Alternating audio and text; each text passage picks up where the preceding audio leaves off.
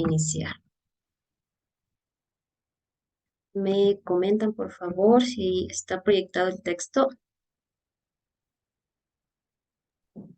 No todavía les... Ay, qué razón.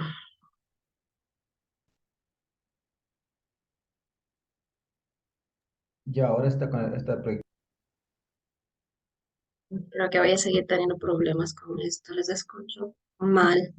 Está súper lento. Es el Zoom es el que me está fallando. No sé si es mi internet, no creo, es el Zoom, es la computadora.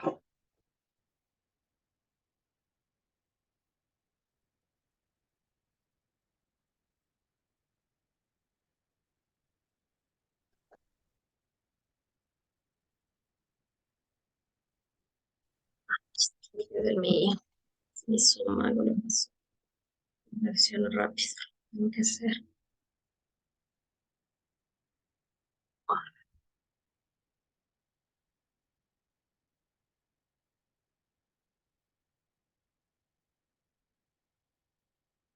YouTube.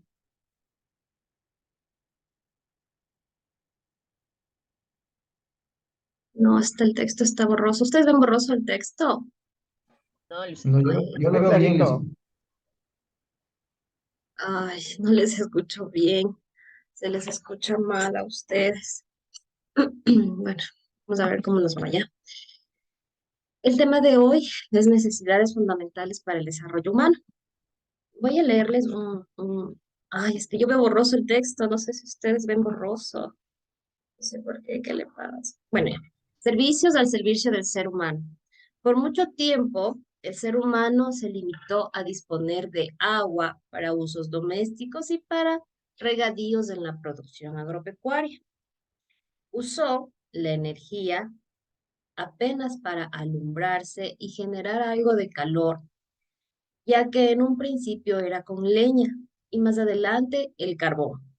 Con el desarrollo de los inventos, poco a poco fueron apareciendo los servicios públicos, como los que conocemos hoy en día. Los servicios del agua, en un inicio, se limitaban a conducirla hasta alguna pileta, donde los usuarios la recogían en vasijas.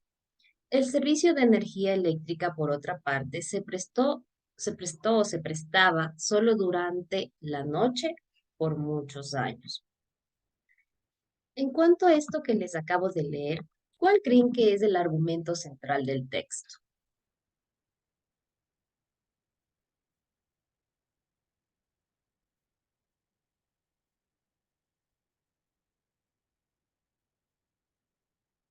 ¿Me escuchan?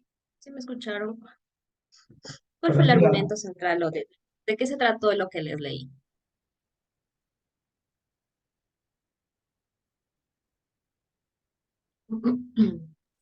Que con esto ayudaron a formar las empresas públicas. Apareció en un principio el agua, ¿verdad? Después el alumbrado público, ¿verdad? ¿Cómo durante todo ¿qué se puede decir? Durante el desarrollo, desde que apareció la energía eléctrica, desde que a través de una tubería pudo llegar el agua a las piletas hace muchos años atrás, ¿cómo han contribuido los servicios públicos al bienestar del ser humano? ¿Cómo creen que los servicios públicos, vamos a empezar, ¿cuáles son los servicios públicos para empezar? Los más básicos que nosotros tenemos. La energía eléctrica, El agua. el agua, ¿verdad? ¿Qué son? Alcantarillado. Agua, luz y alcantarillado. Alcantarillado, ¿verdad? ¿Y cómo contribuyen esos servicios eléctricos para el bienestar del ser humano? ¿Son Para que nos verdaderamente preparen útiles, nuestros alimentos, por No, ejemplo, son el agua. necesarios y útiles, licenciado. necesarios y útiles? Em, Al hablar de necesarios y útiles, nos referimos a algo que es, como su palabra, necesario, ¿no es cierto? Por ejemplo, el agua es un líquido vital para nosotros, tanto se puede decir para el aseo, para la alimentación, para el consumo también, ¿verdad? ¿Podremos decir que la energía eléctrica también es necesaria y útil?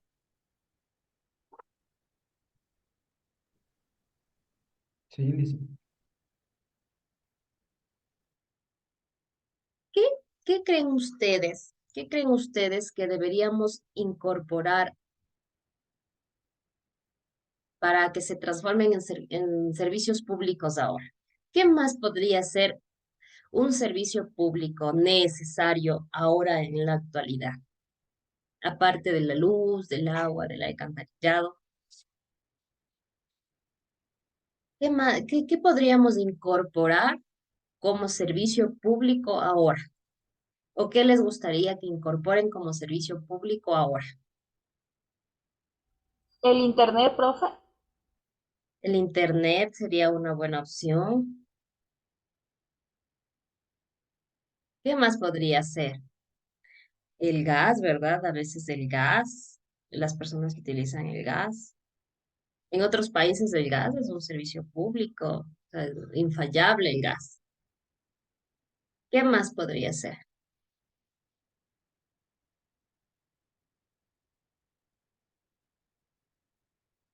También tenemos el transporte, ¿verdad? El transporte público también es un servicio de transporte.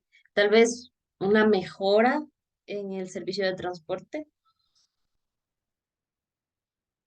¿verdad? Entonces, son aspectos que para, eh, para el bienestar de los seres humanos son servicios que necesitamos para tener un buen vivir, para tener un buen vivir.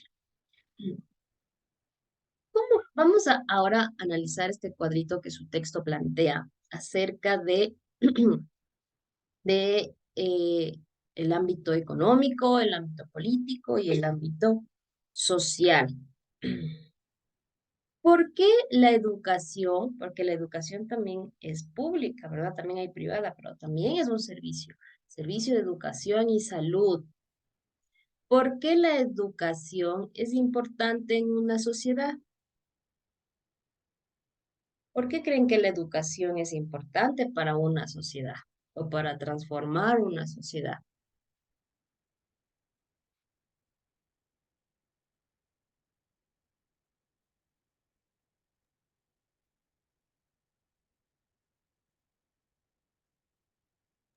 Para prepararnos mejor como personas y superarnos.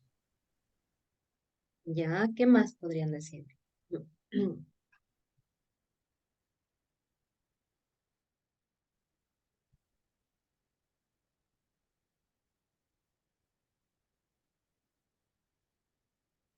¿Por qué la educación es importante? Es para superarnos. Ujú. Pero si hablamos como sociedad, como Ecuador, ¿por qué podríamos decir que, que la educación es importante?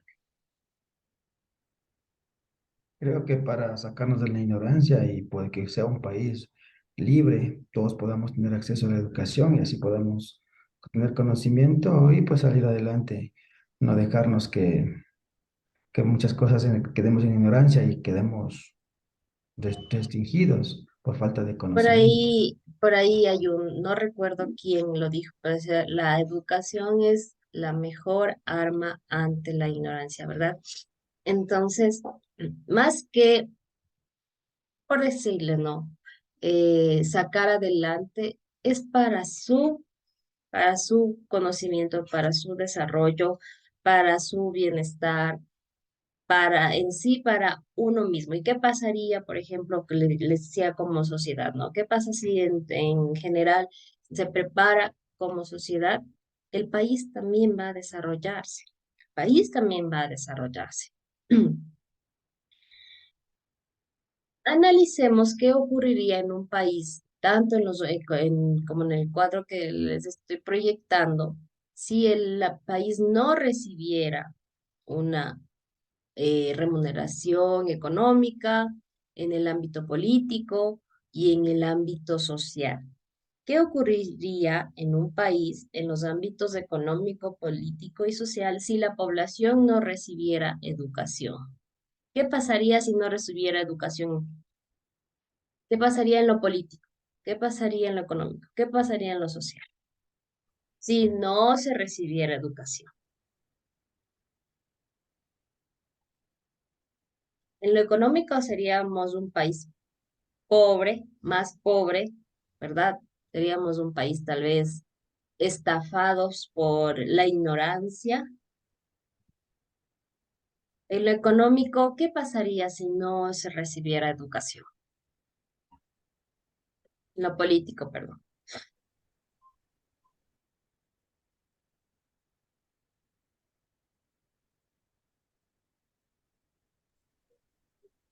¿Qué pasaría, por decirle, con la democracia? ¿Qué pasaría con la democracia si no se recibiera educación?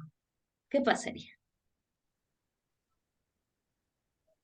No sé, tal vez no habría democracia, licenciada, porque no tienen conocimientos para poder ejercer eso de la política, creo yo. Mm. Ya seríamos un país ignorante, seríamos un país ignorante y tal vez nos gobernarían eh, de la forma en que los políticos desearían. Tal vez se adueñarían, tal vez eh, volveríamos, porque recordemos que la educación, en sí la educación ha tenido un avance fuerte durante algunas épocas, ¿verdad? Porque recordemos igual los esclavos, recordemos igual los trueques que habían, y todo eso fue cambiando gracias a que se prepararon y dijeron alto, o sea, no, tú por si me estás estafando, no, esto esto no es legal o esto no es justo. Entonces, en base a la educación, fueron apareciendo estos cambios a lo largo de la historia. Y en lo social, ¿qué pasaría si no hubiera educación?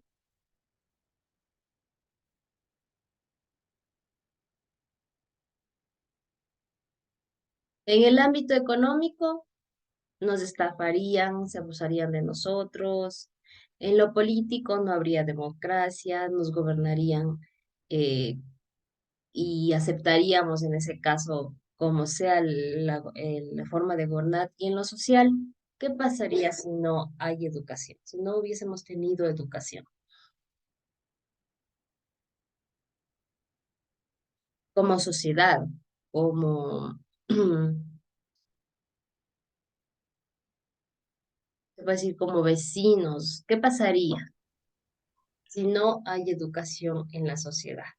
En el ámbito social, ¿qué pasaría? Tal vez hubiera mucha delincuencia, falta de Sí. trabajo. Pues eso sí, no habría respeto, porque con la educación y de forma que respete las demás personas. No habría respeto sin educación. En lo social, tal vez Sociedad. el más fuerte ganaría, ¿verdad? No hubiera leyes, no hubiera reglas, porque en sí, como nos comenta su compañero, respeto, no, sería un caos, creo yo, sería un caos. Es como los niños, es como a los niños. ¿Qué pasa si usted no le dice no hagas esto o pórtate bien? O le enseña y le dice aprende a decir por favor, aprende a decir gracias, ¿verdad? Porque cuando los niños se unen, se pelean, tal vez por un juguete, entonces uno educa, uno le enseña tanto valores en casa y en las instituciones, todo lo básico para poder, como dijo su compañera por ahí, salir adelante, ¿verdad? Entonces, qué importante es el servicio de la educación, el servicio de la educación que nos puede brindar un país. ¿Quién me ayuda con la lectura? Objetivos del milenio. Ay, les Sí, puedo mire, ver. yo le ayudo al licenciado. A ver. Dice, Objetivos del Milenio. En el año 2000, representantes de 189 países de la Organización de las Naciones Unidas se reunieron en Nueva York para hablar sobre los problemas más importantes que afectan a las naciones Discutieron sobre la pobreza, la educación, la salud, el medio ambiente y, y los derechos humanos.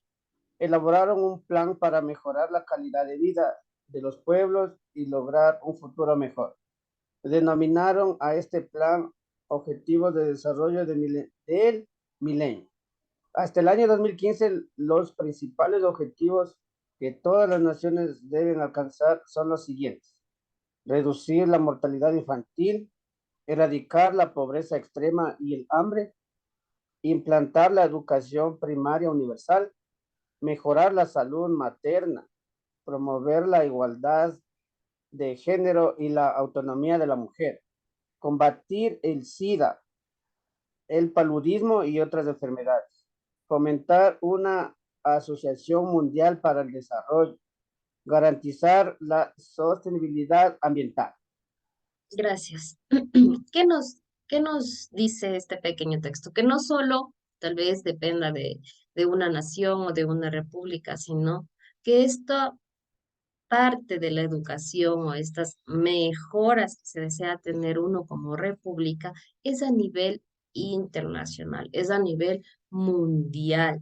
Y se reunieron para hablar de todos estos temas que no solo en una república pasa, también pasa en muchos países, ¿no? Por decirlo, no solo aquí en Ecuador, o también Brasil, porque Brasil también es un país muy pobre. Brasil, a pesar de que es un país grande, también es un país pobre. Allá también hay muchas organizaciones delictivas. Entonces, no solo ese problema se generalizaba en un solo lugar, sino es totalmente mundial en ciertos lados, ¿verdad? Entonces, se reunieron para erradicar todo esto. Reducir la mortalidad infantil, las muertes de los niños, erradicar la pobreza y el hambre, que creo que es el fin primordial de una república. Implantar la educación primaria universal. Creo que eso ahora ya ha cambiado.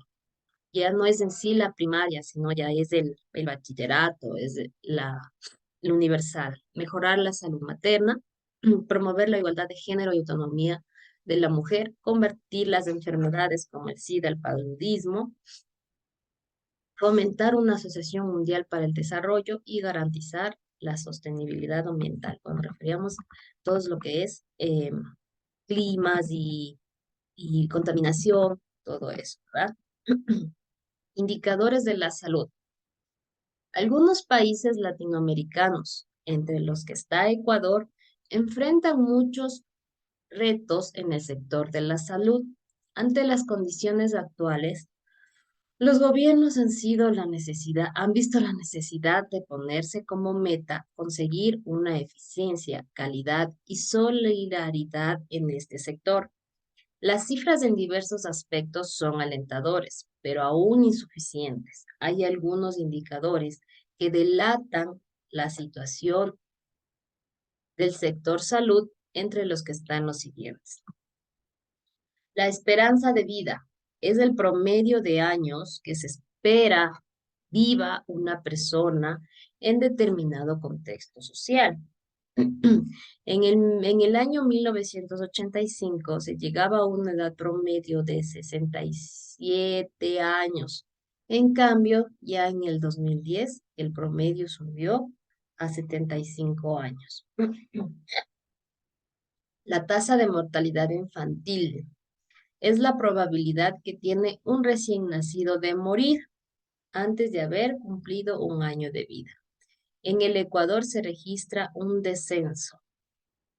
En los años 90, 30.3 por 1000 nacidos vivos, y en el 2010, 14.6 por 1000 nacidos vivos. Entonces, es decir, que se morían 30 de 1000 niños nacidos en el 90, mientras que en el 2010 la cifra bajó a 14 por 1000 nacidos vivos. La tasa de mortalidad materna es el número de mujeres que mueren durante el embarazo y el parto por cada 100.000 niños nacidos vivos.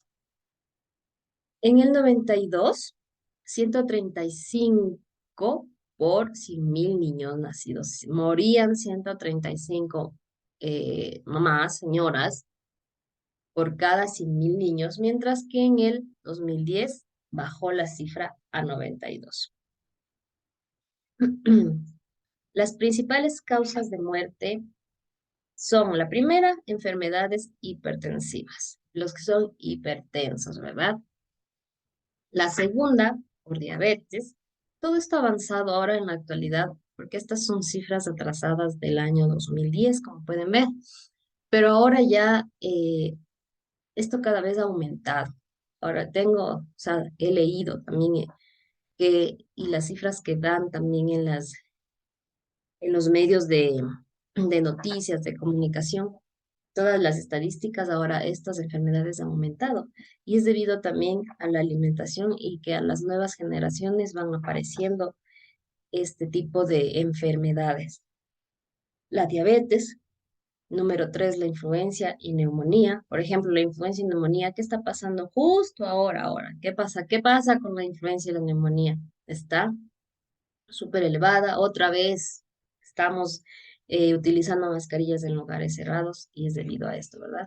Enfermedades cerebrovasculares, accidentes de transporte terrestre, cirrosis y otras enfermedades del hígado, enfermedades isquémicas del corazón, insuficiencias cardíacas, complicaciones y enfermedades mal definidas, enfermedades del sistema urinarios, neoplasia maligna del estómago. En esta es una estadística por cada 100.000 habitantes. Por cada 100.000 habitantes. Ay, chicos, veo borroso el texto, no sé qué le pasa.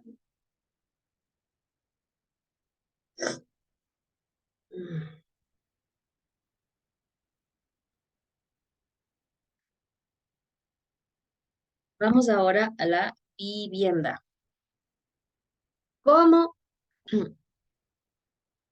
A la vivienda y el transporte y otros servicios que también, por ejemplo, como les había dicho arriba, son servicios públicos, hay otros privados, ¿verdad? ¿Qué medio de transporte nosotros usamos con regularidad? ¿Cuáles son sus ventajas y sus desventajas? ¿Qué nos puede decir Fausto? Actualmente utilizamos los buses de la línea urbana. Las ventajas que tienen ahora vías principales, las desventajas del servicio bastante complicado que tenemos en los buses porque no hay una regularización que mantengan o disciplinen a los compañeros de las unidades. Esa sería mi observación. ¿Qué nos dice Maritza? ¿Qué medio de transporte usa con regularidad y cuáles son sus ventajas y sus desventajas para usted, Maritza? Eh, yo utilizo lo que es medio de transporte de bus.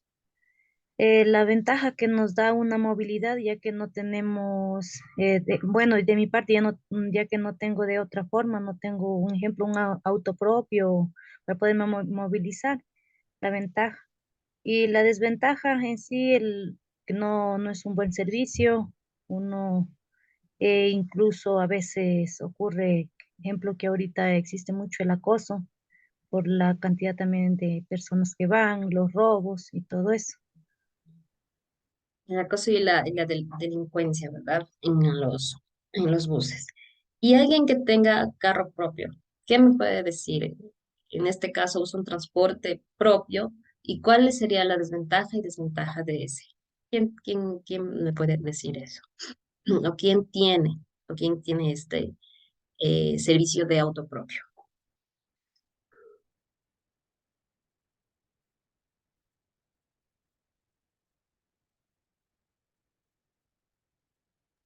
Nadie creo que tiene auto propio.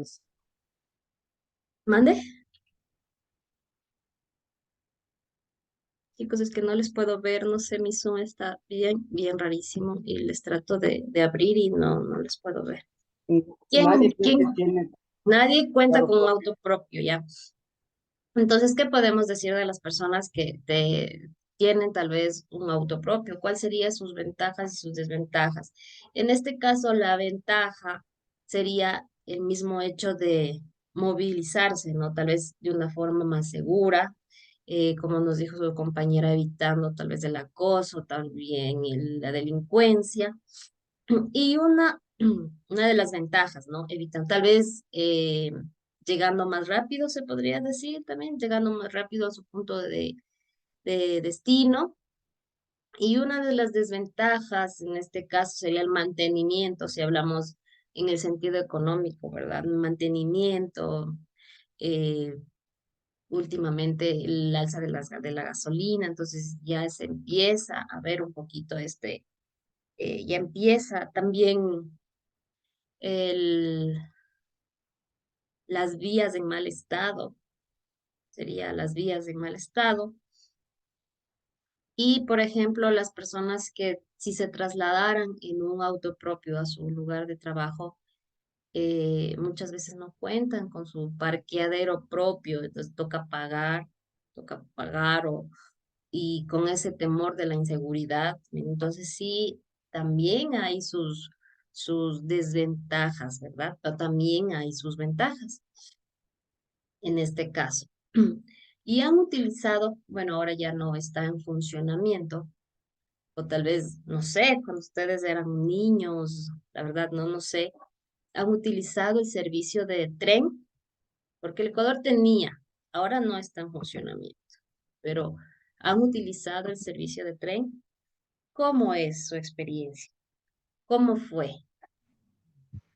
Tal vez De mi algunos, parte, no lo sé. ¿no? Bueno, yo cuando era niña me llevaron en algún momento de excursión en el tren que va no sé si ustedes conozcan, que va de la ciudad de Ibarra a Salinas, creo que es, y un poquito más hasta Lita, creo que son estos sectores, ¿no? Claro que era un paseo,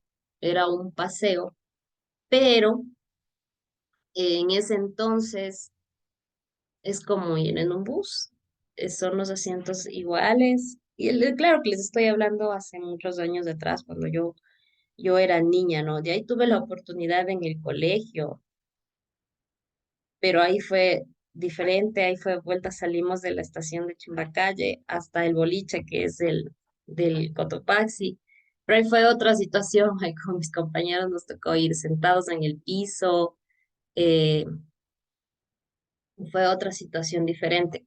Ahora, o bueno, hace algunos años todo esto se remodeló, se actualizó y se comentaba que el servicio de tren era bueno, pero más que como un transporte, era una experiencia de un paseo, una experiencia de un viaje, ¿verdad?